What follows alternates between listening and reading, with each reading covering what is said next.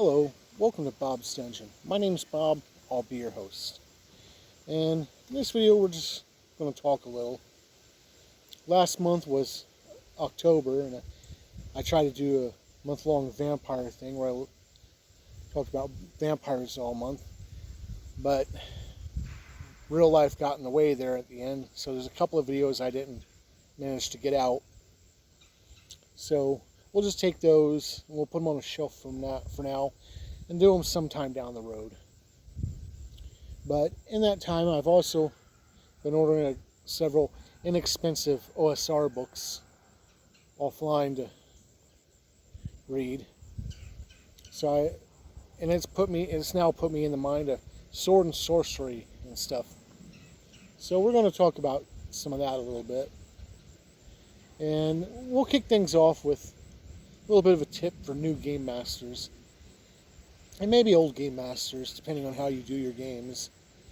But whether you chose to be the game master or it was thrust upon you, one of the pitfalls that a lot of game masters fall into is the epic tale.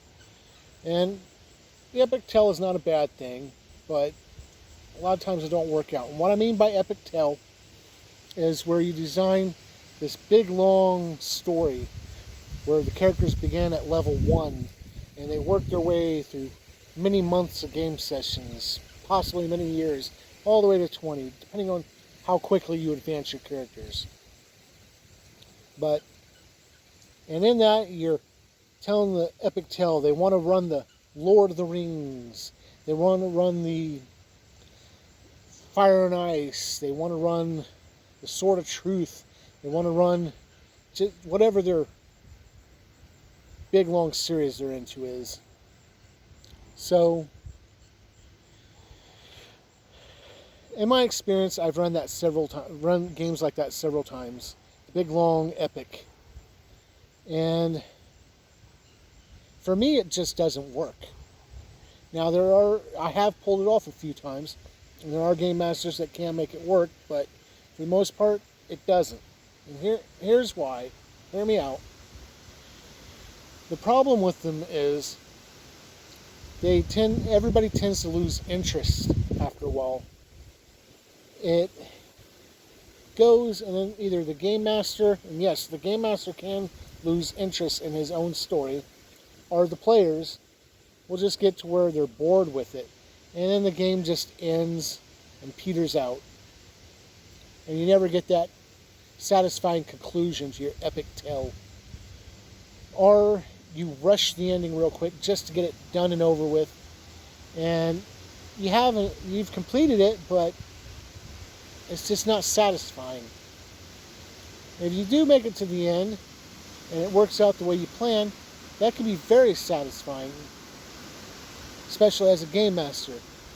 But what tends to happen a lot is, like I said, people lose interest, and as you're going, you tend to wind up hitting sessions where you're just trying to push it longer, and you wind up with sessions that are specifically for expedition dumps. Nothing's going on in the game. It's just you conveying information to players, which will be used next session, or 3 sessions down the road, or even further. You're setting up now what you're going to do later, but it's just expedition, and players don't really have anything to do. And when they try to do things, the game master sometimes panics and tries to keep them wrangled and focus squarely on the epic tale. And then it just feels like you're railroading and can cause a lot of hurt feelings, and people get mad. It happens. But I typically really hate that kind of format. My suggestion to brand new game masters is keep things more compact. Keep your stories and stuff per session. What I mean by this is, in one gaming session, you can do the big dungeon dive, you delve into the dungeon. The next session, maybe you're hired to protect a caravan. The session after that, you can do in-town shenanigans. After that, maybe they can run and save the princess of local lord or whatever. But you tend to do these little freestanding adventures regularly, and a lot of game masters hate doing that because they want it to be the epic flow. But after you start getting several of these under your belt, you tend to have NPCs show up as reoccurring characters. Bad guys that got away that pop back up for revenge, or maybe one of their relatives or loved ones show up for revenge. And at this point you start to see the thread appearing and things start to connect, even though they had nothing to do with each other. And you can just go and your epic tale will come to light. I've had a lot more fun doing these individual session stories than I have the big swapping scale of an epic story that goes on for session after session. A lot of times you can feel like you're just beating your head against the wall because there's single goal, single goal, single goal, going for the same goal every time. And the other ones, you get a new goal each time and you keep things fresh, you keep things interesting. Of course, this is all just my opinion, but for a new game master, I highly recommend taking that route in your games. It be easier on you, and you can keep people interested in what's going on more. But like I said, I've been in the Sword and Sorcery frame of mind lately because I've been buying up these inexpensive OSR games to read through and stuff.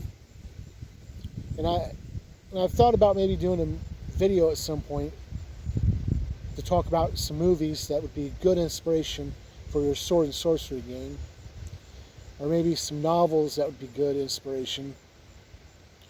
Let me know in the comments if you'd like to hear anything like that. But I still find myself thinking that I don't want to run Pathfinder. I have nothing against Pathfinder, but I have still so burnt out on that system, on that game. But I'm kind of, like I said, been in a nostalgic mood lately for the old kind of Sword and Sorcery games I used to run, the OSR type stuff. And gotta find me a group for that now. A lot of people, they want the big epic skills, but those don't tend to work very well for me. But anyway, I wanted to go ahead and make a video and let everybody know that I'm still around. Because like I said, real life got in my way for a little bit. And thank you for joining me at this rambling. And hopefully you'll join me next time where we'll talk about something else. Bye.